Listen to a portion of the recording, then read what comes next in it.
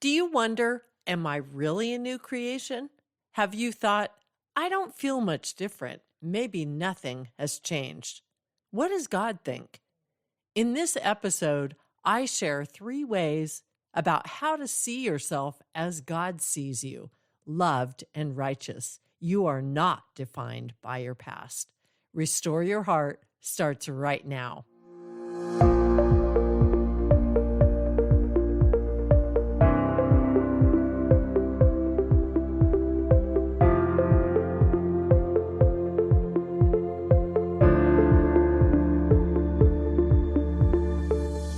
Welcome to Restore Your Heart. I'm your host, Cheryl Giesbrecht-Turner.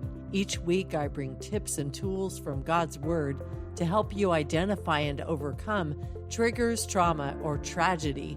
When your heart is hurting or broken, God's heart breaks right along with yours. If you're anything like me, you've asked questions like, why am I going through this? Or how long will my suffering last? Or will this pain ever stop? You've felt abandoned and alone. Be encouraged. You've found a friend here who knows. God understands each hurt. God cares about each loss.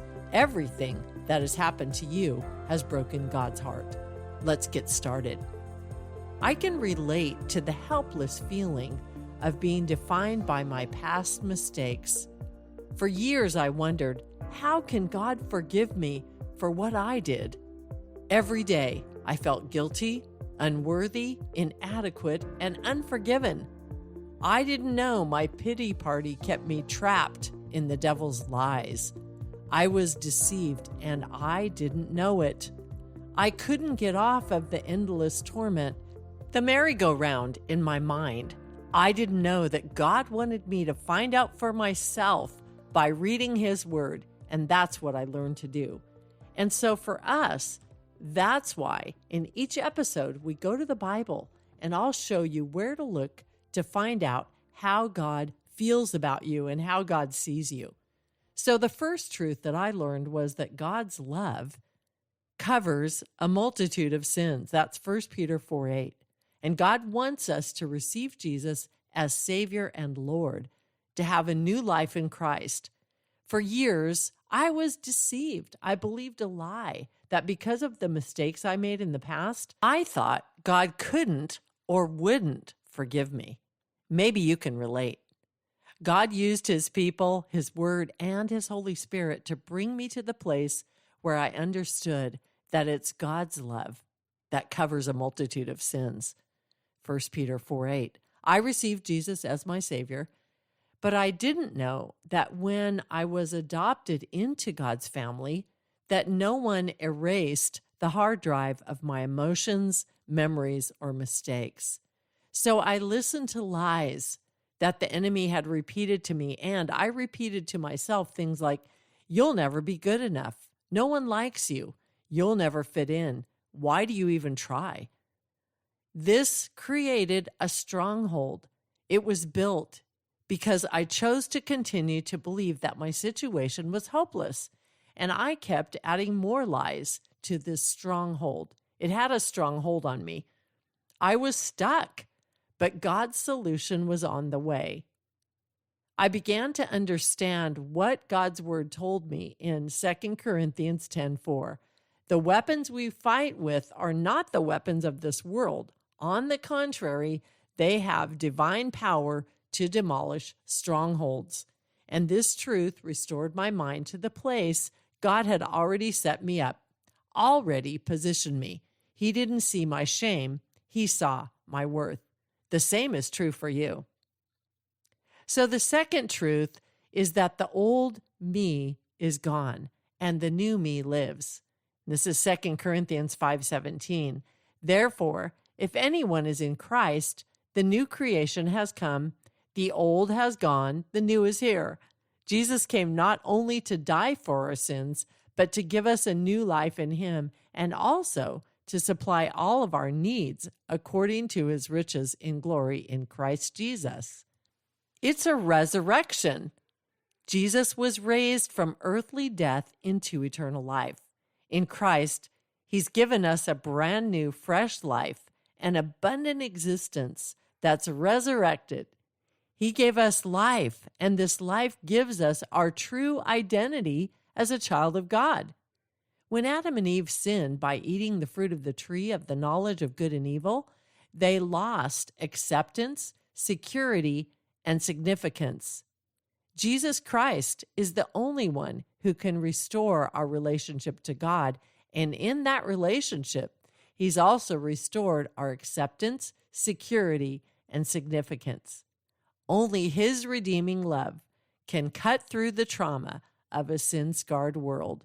Walking in the freedom Jesus offers is a life that's not just resuscitated. It is resurrected. The third truth is that in Christ, your new identity is found in the finished work of Jesus Christ. Ephesians 2:19 explains it better than I can. You're no longer foreigners and strangers, but fellow citizens with God's people and also members of His household. Wow, isn't that cool? You're a member of God's household, not a stranger. If you follow Christ, you belong in God's family and with His people. You're part of one big family of God. You are a legitimate child of God. The explanation is continued in 2 Corinthians 9:8. God is able to bless you abundantly, so that in all things, at all times, having all that you need, you will abound in every good work. As a child of God, you are blessed and provided for. God is able to provide you everything you need in Christ. He is the owner of everything and the giver of all good things. 1 John 3:1 says, "See what great love the Father has lavished on us, that we should be called children of God," and that is what we are. The reason that the world does not know us is that it did not know Him. In Christ, friend, you are loved. Your identity is a child of God. You can resist sin by remembering that God has the best for His children. He offers you more than the world ever could. You're complete in His love. Zephaniah 3:17 says, "The Lord your God is with you, the mighty warrior who saves. He will take great delight in you. In His love, He will no longer rebuke you, but will rejoice over you with singing." Jesus delights in you. You're not just accepted, you are welcomed into His family with delight. And when correction comes, it lasts for a short time because the goal is for it to help you reflect God's holy character more accurately. He delights in you so much that He is making you more like Himself day by day. Today's unshakable truth: in Christ, you can let go of your past. God sees you as loved and righteous. When you feel ashamed or unworthy, read the scriptures aloud in this episode and give yourself a truth boost.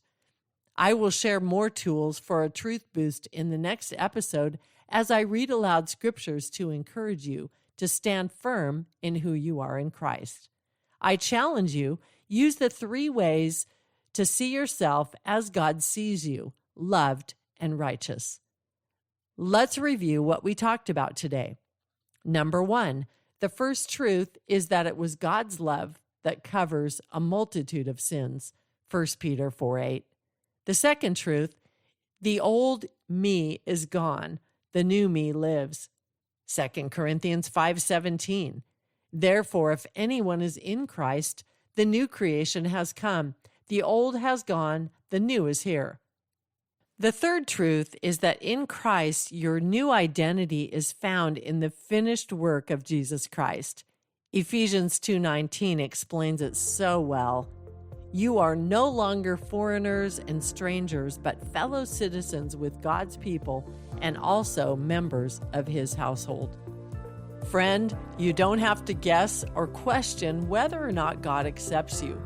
Jesus' finished work at the cross has done it all for you.